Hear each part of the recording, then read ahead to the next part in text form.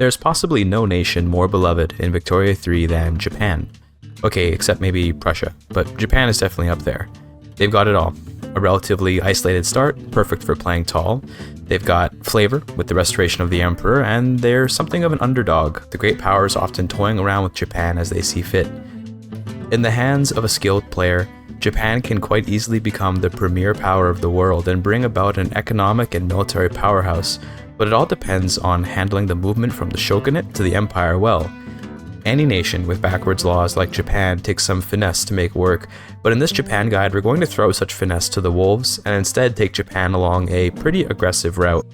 A route so aggressive will casually be invading the Ottoman Empire and Britain in the 1840s. I know, it sounds wacky and outlandish, but honestly Japan can do it, and all they have to do is play with an outlandish start. That is to say, we won't be doing the traditional Japanese start of building up iron mines and tools in Kanto.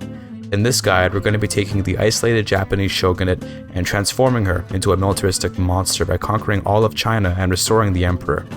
Well, restoring the emperor eventually. With this strategy, we actually delay the restoration significantly. Before we get started here, I just wanted to apologize for how long this guide has taken to put together. It took me a while to figure out a cool new strategy for Japan, since I wasn't interested in just rehashing the same guide content that Japan always gets. Also, every time I consider playing Victoria 3, the cat that I just adopted does this. If you want more cat pictures, check out my Discord, by the way. Anyway, let's not waste any more time. Let's create the ultimate Japanese shogunate.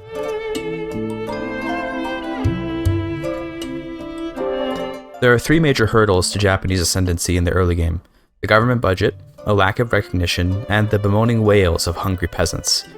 One of the biggest changes in recent Victoria 3 patches has been the change that makes high taxes increase the minimum standard of living on your pops. It's hard to raise taxes without ruining your nation with turmoil because of this change, and so we'll have to secure a stronger government budget in other ways, or we'll have to elevate the standard of living. I say or, but of course we'll be doing both. To achieve this, we're going to first try and help lower the price of grain by dropping agricultural decrees across the nation. One big advantage you have as Japan is an immense authority balance, so you can spam decrees easily. Remember that agriculture decrees also affect subsistence farms, so it'll be pretty hugely increasing the output of our nation, considering the vast majority of our pops live as serfs on subsistence farms. The next concern for the nation is getting a better budget, which we'll be acquiring by taking control of some gold mines. It's an old strategy, but a reliable one. Gold is available easily in the Boer states of South Africa, but because Japan has no navy and an irregular peasant army, it can be hard to actually conquer even the weak Boers. To fix that, we're going to rush for the Napoleonic warfare tech, which will give us access to line infantry and lancers. The combination of line infantry and lancers will see our army be able to fight toe-to-toe with pretty much any nation except the top great powers with their skirmish infantry. Diplomacy-wise, we'll be improving relations with Russia, but not Britain. You might think that improving relations with Britain would help keep them off of us, but that's where you're wrong. In my experience, Britain tends to leave you alone unless you improve relations, in which case they'll expel your diplomats and hate you. Rest assured, they will eventually come for you, but by hitting 20 relations with them, they'll suddenly realize you exist and expel your diplomats. At least that's what happened to me in all three of my test runs for this strategy. Russia is instead a very reliable partner and ally in this strategy. While we improve relations on Russia, we're going to get started on some military shipyards in Shikoku, as well as some iron and tools later. Don't forget to swap over to iron construction, by the way. This means we'll have an immediate iron and tool shortage, but even with a shortage, it's still more efficient to use iron construction than wood construction. We're putting the military shipyards in Shikoku because there's a throughput bonus for shipyards there, alongside a local source of iron and wood. For a serfdom Japan, market access price impact, or MAPI, is very severe, so taking advantage of local prices is pretty important. Once that shipyard finishes, we now have access to at least one man of war in the market. Make sure you subsidize it so it produces it. So now we can start making a navy.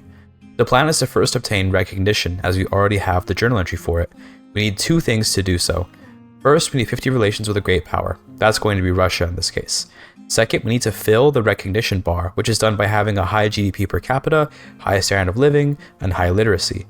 Sadly, we only really have one of those things, and therefore we can't really fill the bar via traditional means. That being said, there is another way. When we enforce war goals on great or major powers, we gain progress on the bar. The problem is that were we to try and slowly build up the bar with a few wars here and there, our progress would decay because of our lackluster GDP per capita and SOL. That means we're going to have to enforce a ton of war goals on one great or major power in just one war. Who better a target to get a bunch of easy war goals on than the Ottomans? To invade the Ottomans, we'll need at least something of a navy and at least something of an army, hence the focus on line infantry and lancers, which can actually fight quite well against the Ottomans. That being said, our strategy to defeat the Ottomans will be more about maneuvering than about actually fighting. The Ottomans destroy us in terms of manpower, unless we want to try and raise 100 line infantry and lancers, which would surely bankrupt us. I'm going to pull aside 5 irregulars, specifically the irregulars from Shikoku, so they can all be in one state, and I'll later add 5 cavalry units to it to make our elite fighting force. We don't yet have the budget to realistically upgrade the entire army, so it would be unwise to do so even though we have line infantry available. The reason I'm making sure all of my units and ships are in Shikoku is to keep the cost of military goods down, again via local prices.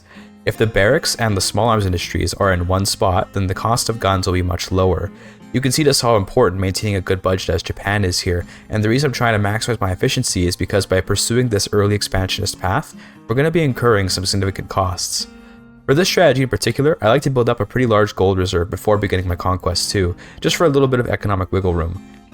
While we're waiting for our naval bases to reinforce and actually produce the navy for us, we're going to make iron mines and tool workshops in Shikoku. We'll need both for our army, in the form of resources for our small arms, and we'll need it for our construction, although we certainly won't be getting the cost of iron down very quickly until we get atmospheric engines. Picks and shovels just aren't very efficient, sadly. To increase the speed at which our navy builds, we can use an enlistment decree, which takes us from adding about 50 servicemen and officers to the navy per week to about 60. It's not a huge jump, but it adds up, considering how slowly naval bases usually reinforce. There also are pulse events that the conscription decree can trigger that add offense and defense to all the barracks and naval bases in that state, so by concentrating all our important military in Shikoku, we can farm that event to get more stats. The next big thing we'll want to take care of as Japan is giving our peasants better lives, and that means we're getting off of serfdom.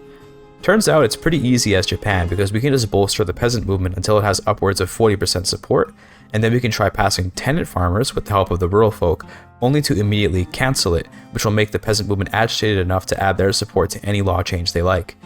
That means that by canceling tenant farmers, we can now pass homesteading much more easily.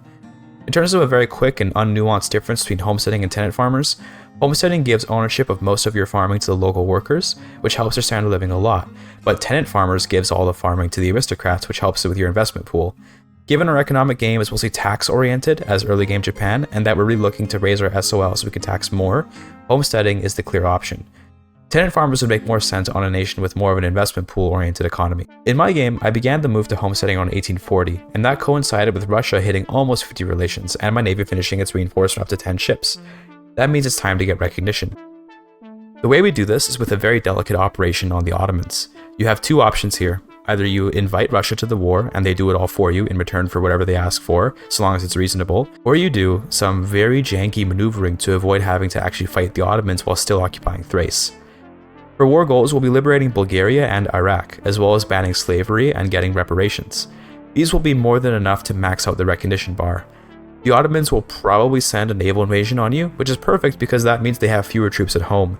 The Ottoman army cannot defeat your stack of 95 irregulars at home, so you just let them cook while you send your army over to Anatolia. The trick to defeating the Ottomans is taking advantage of their many strategic regions. The states of Kars and Dobruja are part of two different regions which are neither Anatolia nor the Balkans, which means they rarely, if ever, have a garrison. In my particular game, there was also a Greek uprising, which is a nice little bonus, but it doesn't actually help that much because the Ottoman army might try to get on these fronts to stop me, but will never actually face them in combat. We're just going to drag them around everywhere and slow them down enough to let us occupy Constantinople. Once you land in Kars, the Ottoman army will try to take it back, and once they arrive, just do a new naval invasion into Dobruja. In my particular case, the Ottomans didn't actually send anyone to Kars, which might be because of the Greek uprising. I'm not sure, however, we nonetheless will be redirecting our army to Dobruja to try and blitz for Thrace. The army ended up pushing pretty far west, which is fine. You don't really need to rush for Thrace super hard because any occupations you get will slow the Ottomans down and make them want to reclaim their lost land. In my case though, I saw that the Ottomans put only one battalion on the Thrace front, so I just chose to fight and occupy Thrace in fair combat. I won't lie, having the Greek uprising here to ease the fight is nice, but in my test games I've had variants where Russia joins in return for conquest of something, and variants where the Ottomans are totally on their A game. It doesn't matter. You can just keep on rotating between Kars and Dobruja, taking a little bit more occupation each time, and eventually you'll get the right landing with the right circumstances that you can take the capital. I got my peace deal in August of 1841, where I skipped out on banning slavery to end the war faster, and once the war ended, I became recognized via a treaty with Russia. This treaty also adds 30 relations to Russia, meaning we now have a total of 80, which oftentimes leads to them offering you an alliance. It's not always the case, but it has been pretty consistent for me. They didn't in my particular game, but that's alright because you don't really need one for the next step of this run. Now that we're recognized, we can engage in conquest a bit more easily, and I have some particular states I'd like to conquer. We need to supercharge our economy with gold, and China has some gold off in Manchuria. I can't possibly defeat China yet with my 10 actually good battalions and 10 ships, but Russia can quite easily. I'll be offering Russia a treaty port in Shandong in return for their support, and they'll pretty much do this war for me. I'll be conquering Beijing, Suzhou, North Jilin, and North Heilongjiang, alongside of course war operations. Make sure to mark a couple of these war goals as primary so the Chinese don't back down. If you want to, you can probably leave this war to Russia, who will eventually push through and win, but if you want to rush things along, try landing in Shengjing, which usually has no garrison, and see if you can get lucky and occupy Beijing. It depends entirely on how the AI responds as to whether or not this will work, but if it works, it'll speed up your war immensely. By the way, you're going to want to get Romanticism tech at some point soon, because getting off of traditionalism is very important. Romanticism unlocks agrarianism, which goes hard compared to traditionalism, although it's got nothing on laissez-faire. I'm sure there's a way to trigger corn laws as Japan by manipulating your grain price, but I might as well demonstrate here that you don't really need to do corn laws to get stuff done as a backwards nation. Anyway, the war ended in December of 1842. I conquered Beijing for the Forbidden Palace, which gives legitimacy if you keep the shogunate in power. I conquered Suzhou because there's a ton of paper industries there, which will help keep my government costs down. I conquered the outskirts of Manchuria for the gold mines that spawned there later. You can see that I've almost drained my gold reserves off the cost of these wars with China and the Ottomans, which goes to show how important it is to build up a reserve right away. Despite being recognized, our interest rates are still quite untenable until we get better tech and laws. I'm going to start passing agrarianism by putting the rural folk in power with the shogunate. Although the chance for it to pass is pretty low, I'm kind of just hoping for some good luck, which I might get, or I might not. Regardless, passing agrarianism is such a priority that you should get on it pretty much immediately. Alternatively, aim to get corn laws and instead go for laissez-faire, whatever you prefer. I'm not quite done conquering by this point though, as I still want to secure more gold mines for the future. It's time to invade the Zulu for access to that sweet, sweet Boer gold. Remember when I talked about Britain expelling diplomats, by the way? I got a random event that gave me 30 relations with Britain, and guess what happened right after? Yes, they expelled my diplomats.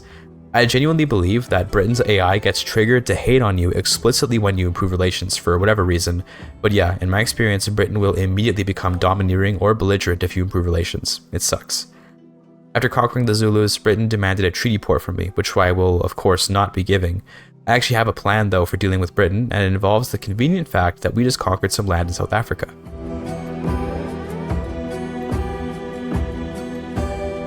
Britain is unlikely to defend the Cape Colony with very much of anything they've got, so I'm going to transfer it. I'm also going to sway in Russia for a regime change on the Hudson's Bay Company, which is a strange ask, but whatever. If I'm going to Canada anyway, I might as well try and grab Colombia, which also has gold. The war broke out in June of 1844, and I went for a naval landing in Cape as soon as my war with Transvaal finished up. The Cape Town landing was, of course, entirely uncontested, at which point I saw that Scotland had no garrison. The British AI does like to leave its northern portion ungarrisoned, I found, especially when it's spamming naval invasions on you, so naturally, I'll be landing there. Unfortunately, because of the Russian insistence on regime changing the Hudson's Bay Company, I'll still have to invade Canada. However, by invading England, as I've done, this will take most of the naval invasion pressure off of me, and Russia will put troops on the front line to chew through British troops and reduce their war support. You might be wondering how I was able to hold off the British troops in Japan, and that is mostly down to the advantage that being on the defensive gives you, and the unfortunate state of Victoria III's naval landing AI. They tend to send over insufficiently supported armies that won't be able to easily land, and by using line infantry on defense, you can hold them back pretty well. Having to upgrade all my troops to line infantry is very expensive, but it's worthwhile at this point to avoid being stomped on by the British. Once the British troops return to England to defend their homes, we leave to allow the Russians to hold that front, and move to whatever front might be open nearby.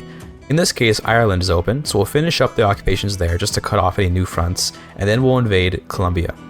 I can easily take on the meager Canadian armies, although occupying as far east as Manitoba, which is the HBC's capital, will take some time. If possible, try to get Russia into your war with a war goal that's less insane than a random Canadian regime change. Regardless, we achieved peace in February of 1846, and Russia didn't even get their coveted regime change. Very sad for the Tsar, who I'm sure was very invested in the domestic politics of the fur trade company. An interesting note here is that when it comes to beating Britain, relying on their Scotland garrison being empty is a bit risky, but if you believe it will be empty, you can actually enforce some pretty crazy war goals on them since you'll have access to London. For one thing, war operations would be great from Britain, but for another, you could conquer Ireland, which are unincorporated on GameStart, and you could release an Irish subject maybe, which could act as a great puppet for you. You probably don't want to directly rule Ireland because it'll be very turmoil heavy and likely trigger a crazy reactionary revolt on you, but a puppet? They'd pay you some nice subject payments and perhaps develop a pretty nice little corner for your market. You could even try directly conquering some British states if you want. I will experiment with that later and show that it's probably not that good to do, to be honest, but it's an idea. You could definitely liberate the British Raj and open up India to the world, but at the time of recording, I wasn't thinking about these things. I just wanted to not get killed and hadn't as of yet considered that I could just land in London so easily. Also, I didn't want this guy to be too scummy in terms of relying on crazy scenarios. Taking the Cape Colony from Britain isn't too hard to make happen, nor is taking Colombia, since Britain often leaves their puppets and dominions unguarded. Regardless, it's time to conquer Oranje, so we can fully control the gold of the Boers. Hilariously, the British decided to defend Oranje, and in my head, that's pointless because I can just add no war goals to Britain and occupy Oranje to end the war, but I saw that Scotland still wasn't garrisoned. There's no way I could get to London again, could I? Wouldn't it be funny if the Japanese shogunate conquered some English land? Perhaps if they were to conquer some land right in the middle of England. I added a war goal to grab the Midlands, which is an insane thing to do given that in the future I'll never be able to defend it, and it likely won't even contribute much to my nation. But in a war like this, there's little risk because Britain can't add war goals to me, only Oranje can. Oranje will be capitulated almost instantly, giving me free reign to try and invade England. I did exactly that in September of 1846 as my army marched down to London while the British army desperately sailed back from Japan to England, hoping to save their great nation. They were too slow, and London was occupied again by Japanese forces. The British did eventually arrive, but they'll have to push through from Ireland to London, and they're losing war support very quickly. I set my Marines on defensive and lost every battle, but slowed the Brits down enough that they couldn't stop me. I have conquered the Midlands from Britain as the shogunate in March of 1847. I really should have just liberated India or something, as this state will soon become a massive headache for me, but it's a good meme. In your run, liberate the Raj, much better choice. Speaking of India, the Sepoy Rebellion happened in 1849, and it's looking pretty good for the Indians, but it usually turns out well for them at first, and then the British arrive and turn the war around. The Indians can't enforce their war goals unless they capitulate Britain, and that will not happen, so the Sepoy Rebellion will almost never actually get anywhere meaningful. Checking in on our budget in March of 1850, we can see that gold is a pretty significant contributor, with Transvaal and Oranje combined adding over £10,000 of income, although our British reparations are mostly what's keeping us afloat right now. We'll be bouncing between reparation payments to avoid debt while we work on securing more gold and waiting to discover gold in the states we already have. Don't forget to put down resource decrees on any state that you have that makes gold so you can get just a little bit more money out of them. In terms of what I'm building, I'm mostly just making gold mines. We'll eventually want to make more iron and tools, but for now, the best value stuff we can make really is just gold. It took a very long time, but I passed agrarianism in September of 1851, which isn't the best law, but it sure beats traditionalism. We're definitely not done passing laws though, as I'd like to get appointed bureaucrats now. With new bureaucrats, we can significantly increase our tax capacity, and that will see the government budget get even higher. In terms of why it's easy to pass for me, it's because I got a Democrat landowner, which is exceedingly rare, and based on spawning an agitator that could spawn a liberal movement, which then influences the landowners. I will say that on account of that super rare spawn, your run might not be able to pass appointed bureaucrats, but honestly, you don't necessarily need this law. The much more important law was agrarianism. Appointed bureaucrats is just the icing on top. If you're looking for something easier to pass, which is also useful, try racial segregation. Regardless of what laws you're able to pass, I'd say that Japan, beyond the 1850s, should probably focus on building up her gold mines and letting infamy tick down. My war reparations have run out by 1855 for sure, and you can see we are maintaining a positive balance, which is almost entirely on account of the gold mines. Taking a look at the construction queue in August, I've got a bunch of universities in my capital ready to build. We need to keep up with the great powers in terms of tech if we want to stay competitive, and by putting the universities in Kansai, we can also try to get more power for the intelligentsia, as universities generate academics, and pops in your capital state have more political power.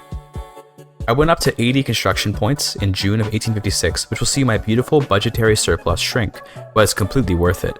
Hoarding money isn't wise, although for Japan I do like to have a nice cushion of gold reserves around, so I only built up the construction sectors once I had a lot of gold up.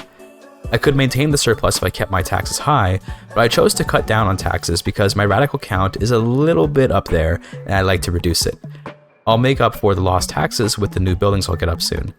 In all honesty though, I should have realized that most of those radicals are on account of recent conquest, not on account of bad standard of living, and that because most of the population is made up of peasants, lowering taxes won't actually affect their standard of living very much.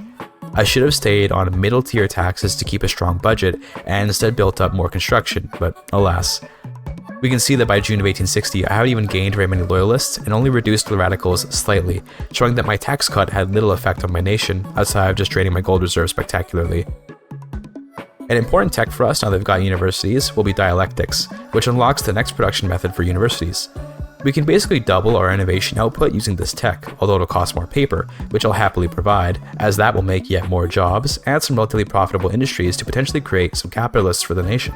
After getting dialectics, we can get a Tier 2 society tech about every 2 years, and that's before triggering the philosophy department event, which gives some throughput on our university in Kansai. That's pretty speedy, and will help us catch up to the Europeans tech-wise. You might notice I've got a company slot available, however I'm not slotting it until I've got enough gold mines to make the gold mine company.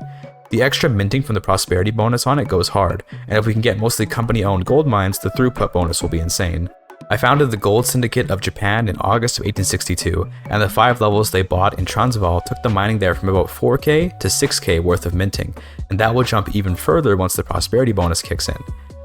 By now, we're well on the path to a proper nation, as we've got universities for technology and a relatively good set of laws. As I said before, getting laissez-faire via corn laws would be preferable, but triggering corn laws might require some more interesting strategies.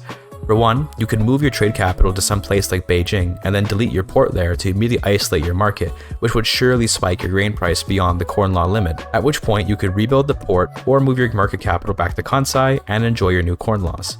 Regardless, I'm going after Qing again in January of 1863, and I'm conquering the rest of Manchuria as well as getting those sweet Chinese war operations.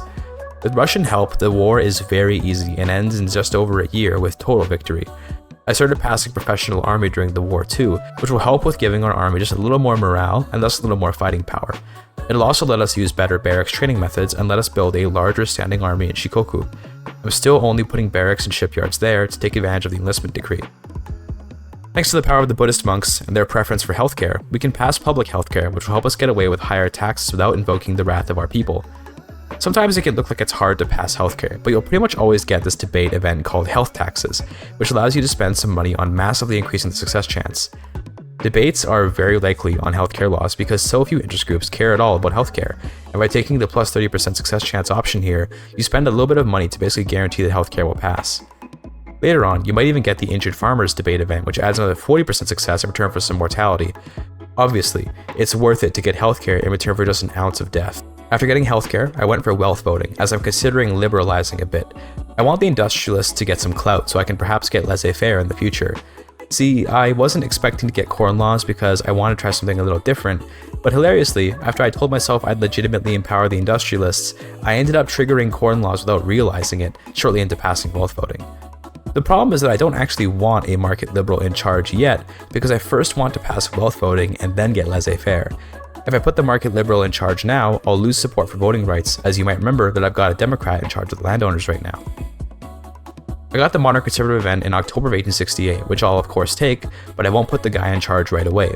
We can just let him provide some support to the liberal movement as an agitator for a bit, until we're ready to put him in power. My new voting rights passed in February of 1869, and immediately the nation splits into its various political parties. We'll see how the votes go, but I suspected that the landowners would still have most of the power in the nation. We wouldn't be overthrowing the shogunate anytime soon with mere wealth voting, but we can at least make the industrialists a relevant force in the nation. I say that, but actually the industrialists and PB teamed up to make a very strong party, and the rural folk were sitting in second place. I guess the shogunate isn't as rich as I had thought. Regardless, I'll be working to pass proportional taxation now, since the PB will soon be gaining a bunch of clout, and the industrialists, having been placated by the wealth voting laws, will barely oppose it. The first election in Japan came to an end in August of 1869, with a victory for big business and small business. The shogunate are still in charge, of course, but they've got to share power with the Free Trade Party. Since I'll be waiting for proportional taxation to pass, I decided to fill the time with a war against Britain. I want to transfer Korea, since Britain, having control over a nation right on my border, is quite scary. I'm going to be careful not to get over ambitious with my war. Britain is a powerful enemy, and one which I can only defeat using janky naval invasions.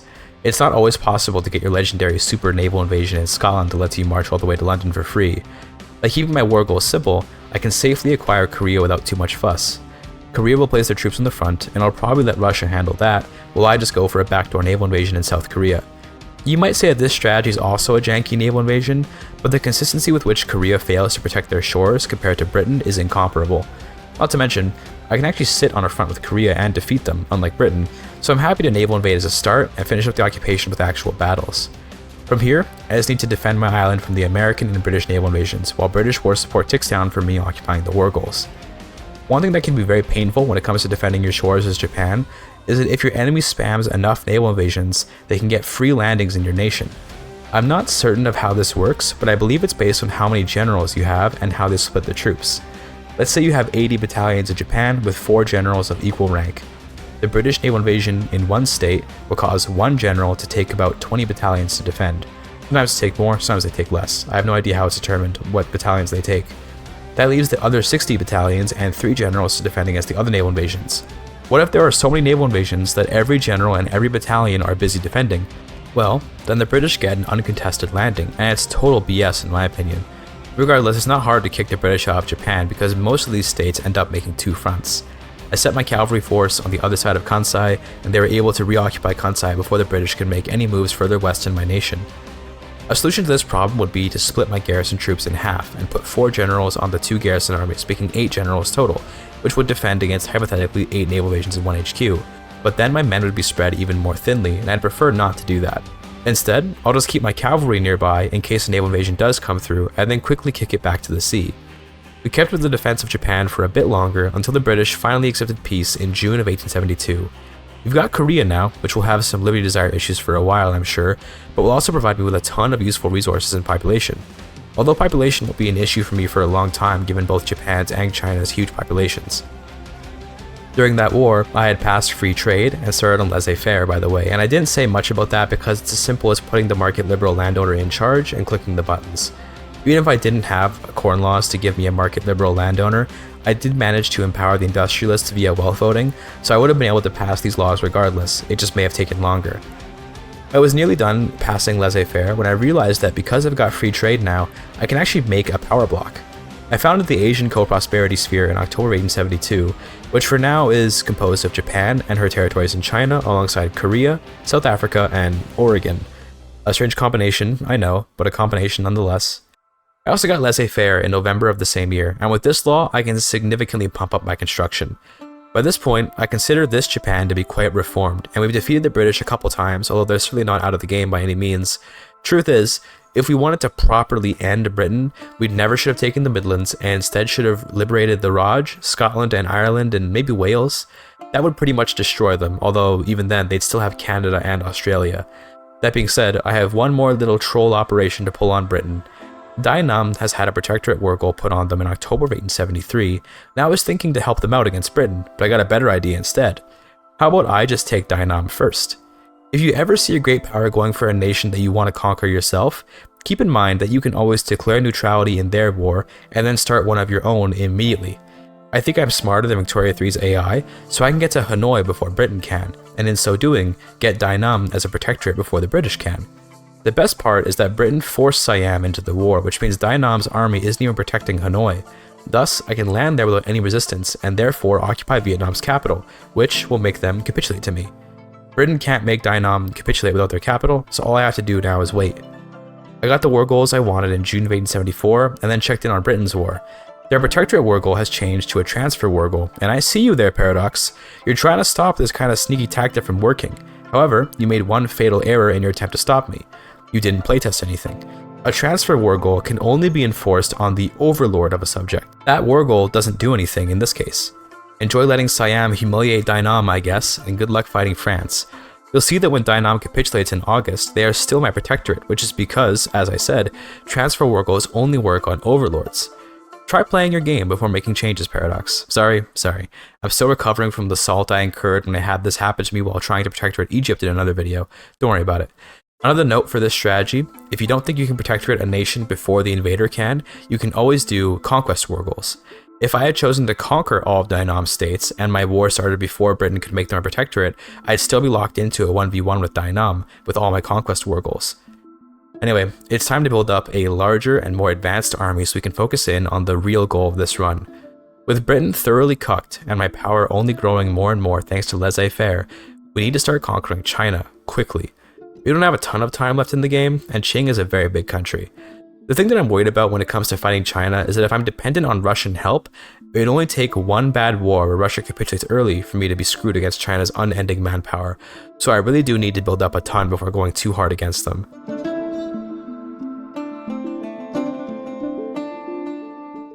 When we conquered Beijing, China's capital moved to southern Anhui, which is significantly harder to access than Beijing. I'm not saying that conquering their capital was a mistake, but it is a complication.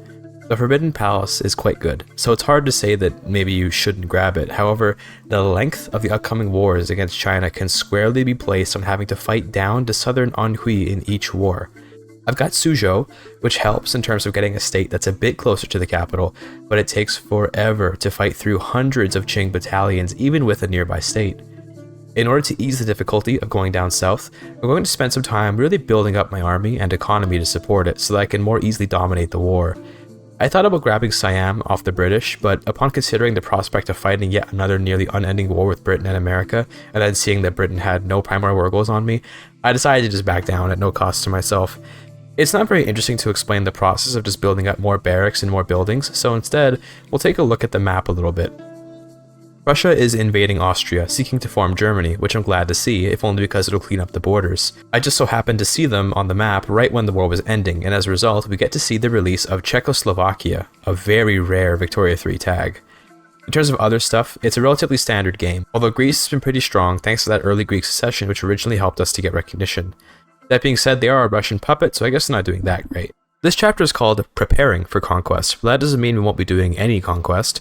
I fully intend to conquer some of China even before we've completed our preparations. This war itself will demonstrate the pain of fighting a Qing whose capital isn't in Beijing, which makes it very educational. Some counterintuitive advice to you, by the way: if you want to play Qing yourself and have an easier time, consider moving your capital away from Beijing to some place like Chongqing. OI4 players will know the pain of having to push that far into China, and will be experiencing that pain with our war against Qing in September of 1883. It'll be helpful to have Russian support, but it certainly won't make the war a cakewalk. Here's what I'm taking. I want war operations pretty much whenever possible, and I'll be taking Hebei, Northern Anhui, Shaanxi, and Jiangsu, which will help connect up my current borders and help me get a direct border with Southern Anhui for future wars. The difficulty of this war will not be helped by the fact that France has joined against me, but in all honesty, France isn't as strong as they might seem anymore, especially since we can use the power of defense mode to hold them off until they capitulate.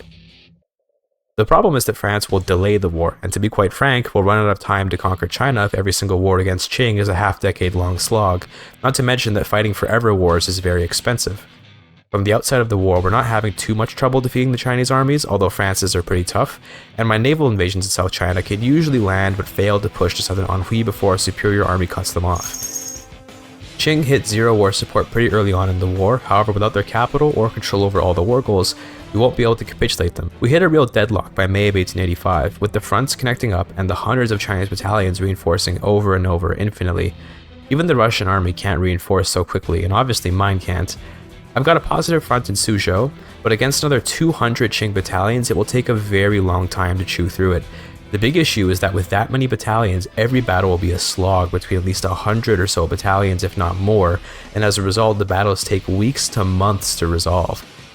I decided to send my Marines back to Japan just to sit and reinforce for a bit so that I could maybe come back to the front with a fully reinforced army to try and push through, but no matter how powerful my army is, I could have a 100-to-1 casualty ratio, and China would still have more men and wear my army out faster than I could invade.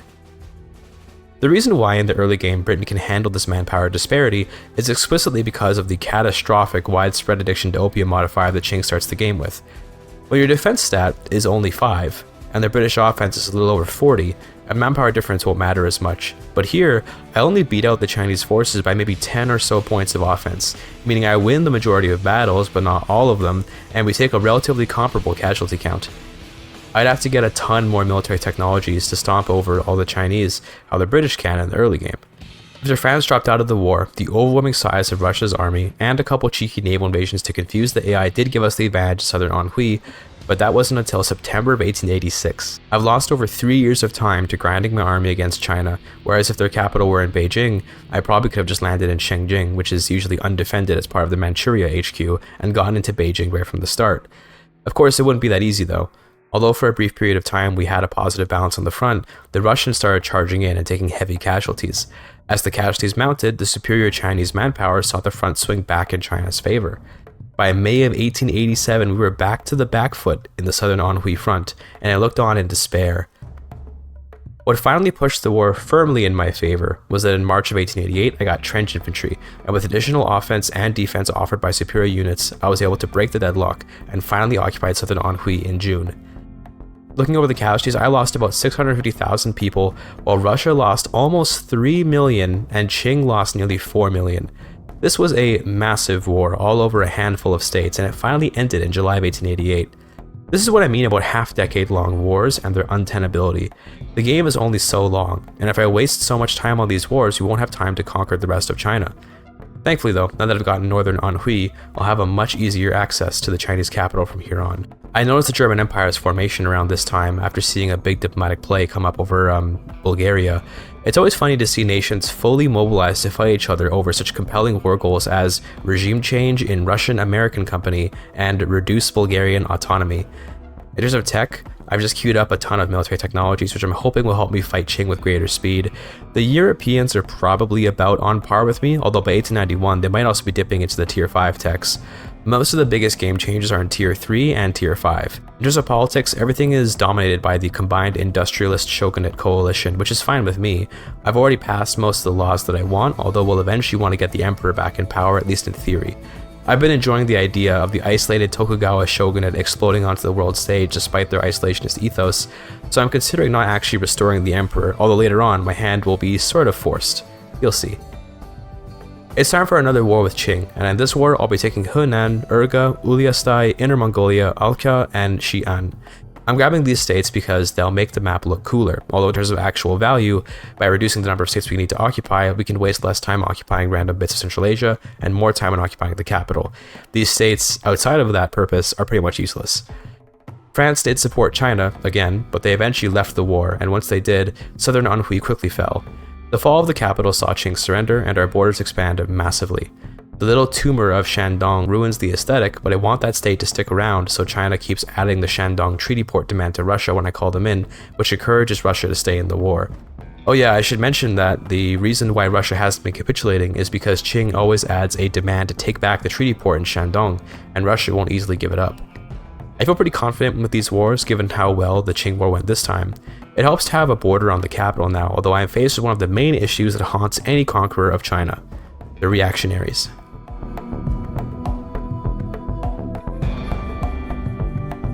I didn't really want to restore the emperor, but it is the correct choice. You get access to the super good Japanese companies like Mitsui and the Southern Manchuria Railway if you restore the emperor, and therefore it is the correct choice. That is especially true considering that once you begin restoring the emperor, you can't put the shogunate back in power without taking a huge negative from failing the journal entry. When the reactionary revolt became insurrectionary, it kicked the shogunate out and triggered the Honorable Restoration. This civil war is coming because activism among the reactionaries is gained via turmoil, and of course, all the states in China I'm conquering are going to be in massive turmoil, and I don't have much of a consumer economy going, so they're unlikely to calm down. A better play here would have been to make a bunch of textile mills and furniture manufactories so that any state I conquer could have access to a cheap set of consumer goods. Turmoil sucks for many reasons, but forcing me to restore the emperor is one of the worst reasons. I couldn't even just keep only one interest group in government to prevent the shogunate from becoming insurrectionary because they were in a party with the industrialists. Seeing that the revolution could be on the horizon, I dropped taxes in the hopes of generating more loyalists, but this probably won't help much. The actual change in standard of living from taxes when most of your population is composed of peasants isn't very much. I did manage to get the turmoil low enough to get the activism on the revolution down to 98% in November 1896, which means we might be able to avert a civil war. You notice support on the movement is only 4%, yet they are still revolting. Normally, a movement can't revolt unless it has at least 5% support. The reason why this one is still going is that a revolution that is already in progress will continue until it either stops being insurrectionary or a civil war starts, even if support goes below 5%. We had a new election in March of 1897, and with this election we can see that the Free Trade Party has lost a lot of clout, which is thanks to landowners leaving the government, but they're still quite dominant. The activism on the revolution is starting to tick up again, so I began passing national supremacy to try and appease them, which was working. I just need the revolution to go away so that their 4% support can do the trick of ending the insurrection. Unfortunately, even with national supremacy being enacted, the revolution's activism is too high to just disappear. Nonetheless, it's doing a good job of ensuring the revolution won't fire, so I'll keep it up and try to always click options in the events that make it harder to pass. It was finally in November of 1898 that activism dropped low enough thanks to turmoil slowly reducing that the rebellion eventually went away. Since the reactionaries are marginalized, they can't start a new revolution. However, I am now set on the path to restoring the emperor. By the way, I did make a power block forever ago, but I'm getting mandates incredibly slowly on account of having almost no one in the block and having pretty low prestige. I've grabbed food standardization since the agricultural throughput on it applies to subsistence farms too, and considering we control much of China, we have a lot of subsistence farms that will benefit from this. In 1900, I declared war on Qing again, as the truce ran out, and I actually had the opportunity to make them a protectorate. An interesting strategy would be to protectorate them, then give them back all their states that I took to lower the liberty desire enough that I could make them a puppet, and then enjoy my beautiful puppet Qing, but I would have to go over 100 infamy to do so, and I fear the retribution of Europe. Instead, I'll be conquering more of the massive Qing territories in the west like Dzungaria, the Tarim Basin, Gansu, and Qinghai. Qing ended up backing down, which meant I only got Dzungaria and the Tarim Basin, and war operations. It's not too bad, given how long the war could have been anyway. I think I honestly didn't lose too much time because of them backing down. The game has more or less become a simple matter of waiting out truces with Qing and then fighting them, but in the meantime, Europe is having a crazy game. I don't know about you guys, but I very rarely see such a powerful Germany in my runs, and this Germany is crazy. It's got Scandinavia as a puppet, and it's got almost 140 million GDP as of May of 1902. It's not that 140 million GDP is such a crazy number, it's that the AI has achieved that GDP, and it's not Britain. I'm going to try and be friends with Germany, but it'll be tough since most people in the world hate me in this run. I haven't really been bothering to manage my great power relations, except with Russia, who is my staunchest ally. I had an interesting opportunity politically speaking in August of 1904. I got a Republican industrialist agitator, who I could have put in charge of my absolutely dominant industrialist interest group. Were I to do so, I could try and become a republic or maybe a corporate state even, and do the most GIGACHAD Japan move of neither restoring the emperor nor staying with the shogunate. I just abolished both. I ended up not doing so because it would have probably caused a gigantic civil war, and I didn't feel like dealing with that. Instead, I returned to the old reliable gameplay loop of fighting Qing. I declared for Gansu, Qinghai, Sichuan, and Tuva, as well as to transfer Tibet. I'm not sure what I even want with Tibet, but later on, when they inevitably rebel against me, I can just conquer them directly for cheap. Remember, taking states from a subject costs almost no infamy. The war began in January of 1906, however, it brought with it ill tidings. The reactionary revolt, for a brief moment, stopped being marginalized, and because of that, they threatened to rebel again. Even with national supremacy back on the docket, the reactionaries are not looking for peace. In better news, southern Anhui fell pretty quickly, and with it came a peace deal that made some okay-looking borders. We're almost done with our conquest of North China, however by taking those states, I've got enough turmoil that the reactionary revolt is basically guaranteed to rise up.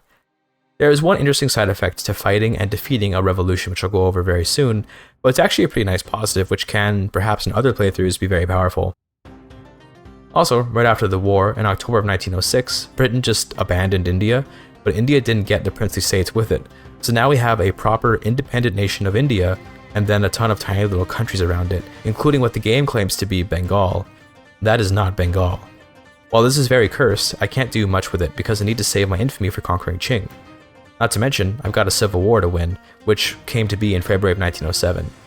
Here's a special side effect of civil wars. The states which secede will always come back to you as incorporated states when you win. That includes unincorporated states. While I can incorporate Han states in just 5 years because we share a race, this will still be pretty nice because once these states return to the nation, they'll be incorporated and I've got healthcare. The extra 2 standard of living that my healthcare provides will help keep radicals, and therefore turmoil, down, and it'll be a new source of tax revenue, as the incorporated states will be able to tax, albeit there's not much tax collection efficiency in these states because of how highly populated they are. Anyway, I just naval invaded behind the rebels to take Tohoku, and then they left their fronts in China open, so this war will end pretty fast. After occupying all of China, the Japanese reactionaries were quickly losing support, and as such capitulated in March of 1908. As you can see, all the states that rebelled are now incorporated, leaving only a few states left to incorporate, as those didn't rebel. Also, because we defeated the landowners in the Civil War, we have restored the emperor. Welcome, Meiji Yamato, Emperor of Japan. I think it would have been funny to stay as a shogunate, but it is what it is.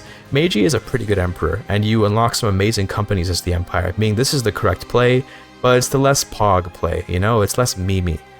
With the emperor restored and most of China conquered in 1908, we've had a pretty good game, but we're not done yet. We have 28 years to conquer all of Qing, and I think it should be possible. Recognizing the consumer goods issue I was having, I decided to at least try and address the price of grain. I've got a relatively large rice farm in Kansai that I built ages ago, but I forgot about it and never gave it any fertilizer. I'm going to add another 100 or so farms to it and make it use the latest farming methods to massively spike the amount of grain in the market. Of course, we'll need to make a bunch of fertilizer for that, but that's no problem. To help my rice company gain control of the rice farms in Kansai, I'll be passing commercialized agriculture too, and with some good luck, the company might dominate the bountiful rice fields of Kansai. Post-Civil War, check out my government clout here. Most of the previously relevant interest groups in the nation were defeated, and as such the industrialists completely dominate the government. It makes privatizing agriculture pretty simple. I'm also going to pass right of assembly because it'll please most of my relevant interest groups. I usually prefer censorship, since authority is nicer than tech spread in my opinion, but alongside making my interest groups happy, it'll also generate millions of loyalists thanks to the anarchist movement, so I'm pretty happy to swap over. Here's a quick GDP check on the world. I'm unironically impressed by the performance of the AI in this run. We've got Germany in first place, followed by America and Britain, all of whom are above 140 million GDP. I'm close behind in fourth place, and rest assured I will get to first place by a large margin in good time. My standard of living is starting to creep up now that I've built those rice farms and put fertilizer on them. Grain is by no means the only consumer good, but it definitely helps to cheapen it up. By July of 1910, I'm up to 10.6 standard of living on average, which is only a 0.2 increase from when I first started building up the farms. But keep in mind that we're talking about 250 million people. Standard of living moves slowly on a population that high. I ended up fighting another reactionary civil war in May of 1912, although this one is smaller. Again, the solution to these revolutions is to develop a proper consumer economy that can help fix turmoil issues in my new conquests. Regardless, it was an easy civil war, which ended in October of the same year. Another positive side effect of a civil war is that it does clear out most of the radicals in the states that secede, so we can see that despite standard of living dropping to 10.3 by April of 1914, my loyalist and radical ratios are much better. That's explicitly because the civil wars have cleared out a ton of them. Time for another war with China. We're conquering Ningxia, Yunnan, Guizhou, Chongqing, and Shandong, along with, as usual, war operations. Spain did come to Qing's defense, but they won't be of any consequence in this war. I didn't invite Russia to this war because I ran out of maneuvers, and that means I'll have to brave the Qing manpower pool myself. Initially, the war went well since I had full manpower, but by August 1915, I've drained most of my men and will have to reinforce for a while before I can push again. Despite that, I did manage to occupy quite a bit of China. Unfortunately, I didn't get the capital. Given enough time, I will win eventually. The war was complicated though, when Germany demanded that I give up Dainam.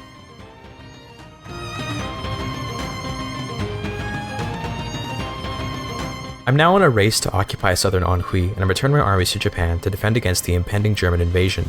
However, I realized that the German Navy isn't too strong, so I can probably just keep them at bay with the Japanese Imperial Navy. That was when the barbaric opportunism of Europe was put on full display, as Britain declared war to take back the Midlands and liberate Korea. Had Britain only asked for the Midlands, they could probably very easily defeat me. By demanding to also free Korea though, they've cursed themselves to never be able to capitulate me. Given I'm already occupying China, I decided to add a demand for Hong Kong, and also to liberate Ceylon. It's pretty easy to occupy Ceylon, and if I release them, it'll cut Britain completely out of India. In truth, I should have just stuck with Hong Kong, as this extra war goal will complicate my ability to capitulate Britain. Around June of 1917, the fronts in China swung in my favor, and the Japanese armies were successfully pushing again. I basically had to sit on defense long enough to drain the Chinese manpower and reinforce my own manpower, and that took forever, given China's immense manpower availability. Japan was vulnerable at this time, as the German and British wars had broken out. Thankfully, my navy was able to hold them off until Qing surrendered. Check out those borders. Quite aesthetic, I must say. With my army back in Japan, I'm confident we can hold off the Europeans, so I'm going to take the Marines and land in Ceylon. My old nemesis, the reactionary movement, reared its ugly head in response to my conquest of southwestern China, which I realized would probably be very scary, as holding off a revolution and the Europeans will not be easy. At the same time, Germany occupied Vietnam but didn't put any troops on the front, so I quickly reclaimed my subjects' land. Britain then landed in Korea, and this was bad because via Korea, they can occupy most of China. This is terrible for the obvious reason that they have war goals there, but it's also bad because devastation caused by occupation will serve to increase how many radicals I have again, thus raising turmoil and therefore emboldening the reactionaries even more. Truly is this two-pronged European invasion a confluence of disastrous consequences for me. Korea completely fell to British troops, and I loaded up what men I could spare to defend the front there, while watching the reactionary revolution's progress go near 100%. The Third Japanese Reactionary Revolution began in August of 1918, and it was composed of Kyushu and most of Manchuria and Mongolia. Honestly, it could have been a lot worse. I had to face the music at this point, as the British had destroyed my economy with convoy raids and offered me a peace deal which, although bad, wasn't as bad as it could have been. I lost Oregon and South Africa in this war, which hurts, but not nearly as badly as having all my convoys destroyed. I mean, just look at that 8.6 SOL average. Convoy rating is killer. I also was able to make peace with Germany soon after, taking a white peace, since the war goals I put on them were completely meaningless to me. A few months later, in April of 1919, the reactionaries were defeated, but the nation suffered immensely. The period of time where Japan had no convoys saw mass starvation in China, a result of the Kansai grain monopoly and a lack of local food production in China. It'll take an economic miracle to revitalize Japan after this massive drop in standard of living. And that revitalization will of course come in the form of new construction and new jobs to make wages and get the peasants to consume and produce more goods. Unfortunately, we don't have enough of an investment pool to increase construction too heavily. What's an easy way to get a ton of investment pool funds? It's always opium. Opium in Sichuan will see Japan rise to the top of the world. In October of 1919, I started queuing up hundreds of opium plantations, which will be government owned until they get privatized. Keep in mind that businesses don't privatize until they're at full employment for whatever reason, and since we'll be expanding the opium plantations nearly constantly, they won't reach full employment. This is important because under laissez-faire, all government-owned dividends go straight to reinvestment and have full efficiency. It's funny to realize that under laissez-faire, the government-owned industries are their most valuable ones in terms of reinvestment, so you don't have to share any profits with any capitalists, although the throughput negative for being government-owned kinda sucks, especially in comparison to using a company. I queued up those opium farms, but I'll finish up some other stuff like explosives and steel factories first, which will take a bit of time. By May of 1921, I've hit third great power with a $250 million GDP, and with that success, Emperor Meiji passed away. Because we restored him relatively late into the game, he was already kinda old. In his place, we have Taisho, who is also an industrialist. He's best known in real life for sort of being the guy between Meiji and Hirohito, both of whom are more famous than him. Taisho suffered from a lot of neurological problems and other health issues which made him very reclusive. Through Taisho's reign, Japan would see an increase in democratic institutions, likely on account of the emperor's inability to rule directly. Regardless, that's the history from reality. In this world, Taisho rules over an already ascendant Japan, and one which intends to complete its conquest of China. The truce with China finally ended in January of 1923, at which point war would begin anew. In this war, I'll be taking Guangxi, Western Guangdong, Eastern Guangdong, Fujian, and Zhejiang. If you're wondering why in these wars I keep on making primary war goal demands despite the extra infamy cost, it's because Qing consistently backs down to me if I don't, and I'm just reloading save files when they do that, and I'd rather not let them get away with only losing one state every 5 years. By this point, China has shrunk enough that my invasion is very simple. No longer are we stuck fighting through a ridiculous manpower pool, as instead there are only about 50 battalions to chew through before the capital will fall. By conquering the states that I've chosen to in September, I've taken away China's sea access except through Taiwan, which they still own, and that makes it easier for me to defeat them in case any great powers come to defend them. I finally started working on those opium plantations in December, by the way, and we can see the immense profits on these. These profits go straight to the investment pool and will only get bigger and bigger the more we build. I've got literally hundreds of millions of opium-addicted Han Pops that will consume tons of opium. To get an idea of how crazily this can spike your GDP, as of January of 1924, I've got 313 million GDP. Skipping ahead just 2 years to August 1926, I've got 400 million GDP. That's a pretty huge increase over just 2 years, and it has allowed me to put construction up to almost 3,000 points. The reason I can get away with this is that 1, the game is about to end so debt is less of a factor, and 2, my investment pool has ballooned in size thanks to the opium plantations, which means my laissez-faire economic system can shoulder the weight of the construction costs better. Check out my Kansai rice farm here in December, by the way. 28,000 sell orders worth of rice is coming out of this one farm and basically is feeding the entire country with over 100,000 pounds of profit and 120% throughput. I'm going to get nitrogen fixation to try and get that number even higher. I got started on more consumer industries in May 1927, however you might notice that already I've gotten up to 11.8 SOL on average. That's actually explicitly because of all the opium. You see, obsessed pops actually engage in addict-like behavior in Victoria 3. What I mean by that is that if a pop is obsessed with opium, they'll always want to buy more and more of it, even if the price is outrageous, and even if it comes at the cost of their ability to buy other goods. That means that although opium is a hard drug that ruins lives, by making it cheaper, we are giving the addicts more money to spend on things like food and clothes. Speaking of clothes, I put a ton of textile mills in Kyushu, and it's important to note that although building over 100 might not seem like a good idea due to the lack of profits on these industries, the demand for clothes will rise with the supply, because as clothes get cheaper, pops can afford more of them, and therefore will buy more. For the most part, consumer goods like clothes, furniture, and plantation goods have recursive demand. This effect is more pronounced the more you de-peasant, as peasants don't buy a lot of stuff. Anyway, time for war with Qing again. I've added some revoke claim war goals so I can make them primary to stop Qing from backing down. However, Germany joined the war, which would have kept Qing in the war anyway. Oh well. I'm taking southern Anhui, Jiangxi, Nanjing, and Hunan in this war, which will leave Qing with almost no states left. They surrendered almost immediately, as the German army couldn't get to the front thanks to my genius move to grab the coasts. Naturally, say it with me, the reactionaries are back, but it's okay, because I do think we'll be able to increase the SOL enough to get our turmoil down. After all, I'm producing 27,000 units of opium in Sichuan, resulting in over 600,000 pounds of profit as of April of 1930. To be honest with you, reflecting on this run, we really should have dropped these opium plantations down ages ago, given just how immensely valuable they are. Also, who am I kidding? Of course we couldn't stop the reactionaries from rebelling. On the positive side, we'll clear out our radicals and incorporate South China instantly thanks to this war. The Civil War came to an end in December of 1930, and I went to war with Portugal to bait in Britain and get the South China Treaty ports.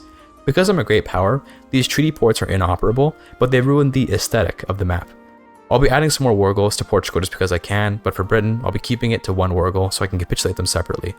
Although I occupied the ports instantly, it turns out landing in Portugal is surprisingly hard when the British Navy is holding you back. It took a while for Britain to capitulate, but what was helping was them throwing their men to the meat grinder in Japan via naval invasion, and that I held the war goal in Hong Kong against them. Once Britain left, I landed in Portugal easily and ended the war in February of 1933. We have just 3 years left and there are still 2 Chinese states to conquer. America conquered Taiwan, unfortunately, and I could try and take it, however I can't possibly capitulate America before the game ends. Nonetheless, I decided to try anyway. Conveniently, the Tibetans joined against me, and that means I can conquer their states for almost no infamy. Remember when I mentioned a long time ago that the infamy cost for conquering your own subject states is very low? That means it can be a very good strategy to get a protectorate and then hope they join a war against you so you can take their states for almost no infamy. The war with America definitely won't finish before the game ends, but I'm hoping that maybe they'll lose a ton of war support from trying to invade Japan and taking casualties. There was a disastrous occurrence in what remained of Qing around July of 1934, and that's the outbreak of a civil war.